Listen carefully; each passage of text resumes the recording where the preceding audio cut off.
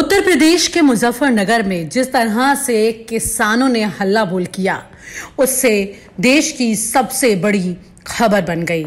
जिस तरह से 15 राज्यों के हजारों किसान मुजफ्फरनगर में जुटे, उससे सवाल भी खड़े हो गए। आखिरकार ये सवाल क्यों खड़े हुए? आखिरकार किसानों के हल्ला बोल से क्या असर होने वाला है? नेता किस बात से डरे हुए हैं? हजारों किसानों के इकट्ठा होने से नेताओं की नींद क्यों उड़ रही है? आइए आपको बताते हैं।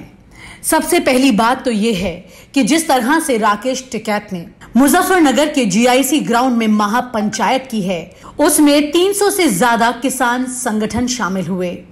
देश भर के 15 राज्यों से किसान यहां पर आए। हजारों किसानों की संख्या यहां पर दिखाई दी।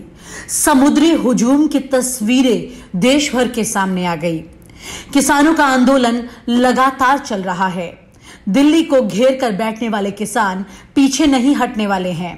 राकेश टिकैत ने यह तक कह दिया कि अगर हमारी कब्रगाह बन जाएगी तो भी हम दिल्ली का बॉर्डर नहीं छोड़ेंगे। लेकिन ऐसी कौन सी बात रही जिससे राकेश टिकैत के बयान ने नेताओं की नींद उड़ा दी? आखिरकार ऐसा कौन सा मामला राकेश टिकैत ने उठा दिया जिससे उत्तर प्रदेश के मंत्री बोल उठे कि हम आपका स्वागत करेंगे? आखिरकार यूपी के ये मंत्री राकेश टिकैत का स्वागत क्यों करना चाहते हैं?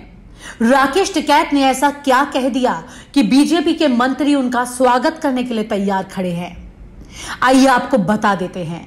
दरअसल मुजफ्फरनगर से बीजेपी सांसद और केंद्रीय मंत्री संजीव बालियान का कहना है कि अगर किसान नेता राजनीति में आना चाहते हैं तो उनका स्वागत है। उन्होंने ये बात किसी न्यूज एजेंसी से बात करते हुए कही। आखिरकार संजीव बालियान ने नेतागिरी में राकेश टिकैत का स्वागत क्यों किया है? ये बात जरा सोचिए। राकेश टिकैत ने ऐसा क्या कह दिया कि उन्हें राजनीति में न्योता दे रहे हैं, वो भी बीजेपी नेता? तो आपको बता देते हैं कि कैसे और क्यों ये बात सामने आ रही है। दरअसल राकेश टिकैत ने यह ऐलान कर दिया है हजारों की संख्या में पहुंचे किसानों के सामने कि अगर आपको सरकार को जवाब देना है तो आपको बैलेट बॉक्स का बटन दबाना होगा। आपको वोट देकर सरकार को जवाब देना होगा। जाहिर है कि राकेश टिकैत के इस बयान से जनता तक यह संदेश पहुंच गया कि अगर मोदी सरकार को हराना है तो उत्तर प्रदेश में योगी सरकार को हटाना होगा, और योगी सरकार को हटाना है तो इस वक्त विपक्ष में मौजूद दलों का साथ देना होगा। यानी कि योगी के खिलाफ राकेश टिकैत का मुजफ्फरनगर से यह हल्ला बोल रहा है। राकेश टिकैत खुद चुनाव नहीं लड़ रहे हैं तो राकेश टिकैत किसका साथ दे रहे हैं, ये तमाम बातें सामने हैं।